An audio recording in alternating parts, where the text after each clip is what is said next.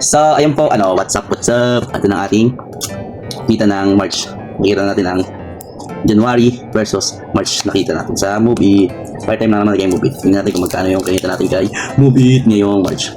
Diba? Ito siya. Medyo madami-dami lang. Ang ganda tayo subs. Ngayon, kukunin natin to. Alam mo na ako sa atin lalagay ang ating kinita. Saan tayo na mas magandang angle? Mas maganda dito. Yan. Kita ba? Kita ba? Kita niya ba? Kita niyo o kita niyo? Diba?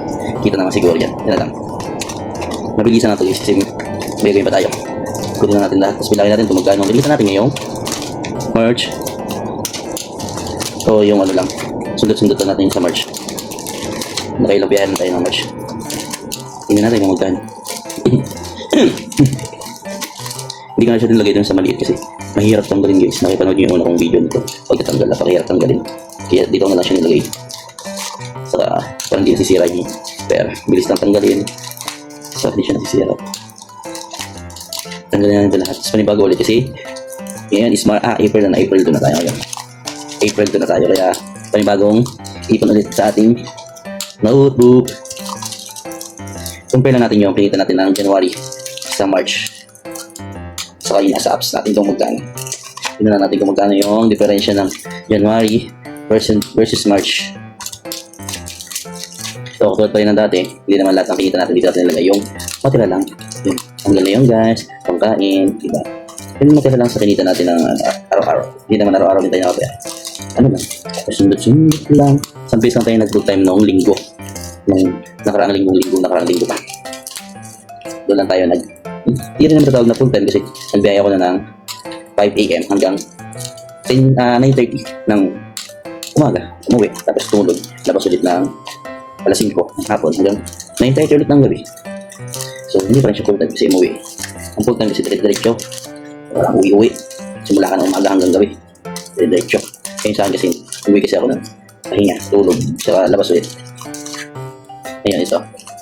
Kunin na natin siya. At i-deposit natin. Alam mo saan ito mapupunta? Ipapagawa natin ang CR sa amin sa Quezon. Kasi sira ng CR namin dun. Ito na yung mga bago guys. Bukod natin. Bukod natin ang upload yung before and after ng CR na kapagawa natin guys. Hindi naman maganda CR. Yung makomportable lang makapag-CR yung ating pamilya, di ba? Tapos sunod na natin yung basta. Marami tayong plano guys. Kailangan na natin mag-ipon. Kaya biyahe lang ng biyahe hanggat may oras. Kung pwede magbiyahe. Kung pwede magbiyahe. Guys.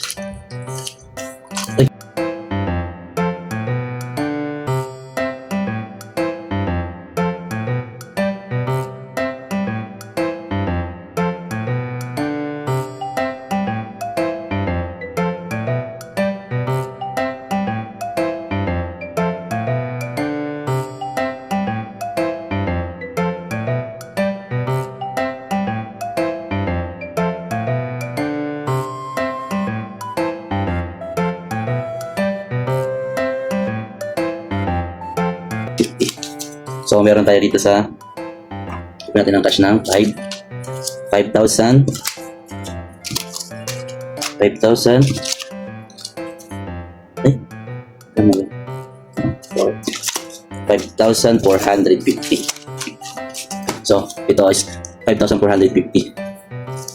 Tingnan natin yung sa apps kung magkano yung sa apps natin. Yung pinita natin sa apps. Basta less nyo lang yung less na lang natin yung 3,000 nung January kasi hindi ko pa nakuha yun. Ayan. Yan guys yung sa apps natin guys. Ayan.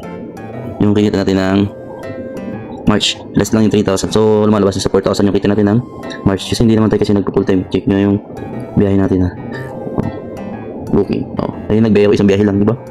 Yung weekly natin. Last week yan lang. Tapos to. Yun lang. Dalawa lang din. Ito no. 17 to 23. Baba diba? Ito. Diba? Yan lang. Ito yung Sunday yung yan yung nag full time tayo. Hindi pala full time. Diba? Yan yung linggo. Then 3 to 9 yan lang. Yan lang guys. Diba? Di lang tayo nag full time.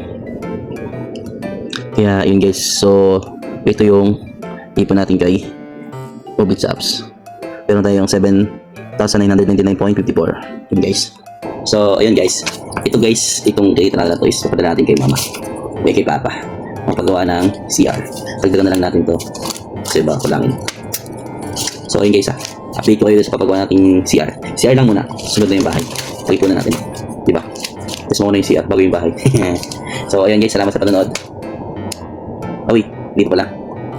So, ang total ng kinita natin kay mas mababa ngayong March kaysa kay January. Mayroon tayong 4,000 sa apps. 4,000 sa apps. And then ito, 5,450. So, lumalabas na. 9,450 lang yung kinita natin sa Move It ngayong March. Nung nakaraang buwan. So, ayun guys. So, lumalabas. Mas mataas yung sa January natin. Kano ba yung January natin guys? Check yung January natin. Kung magkano yung January. Ano natin sis? Yung January natin guys ay 11,550.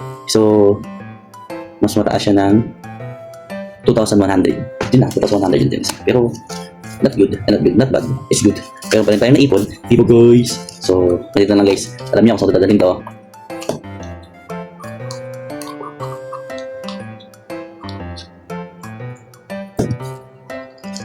So, okay guys. Salamat sa panonood. Ingat kayo palagi. Bye-bye!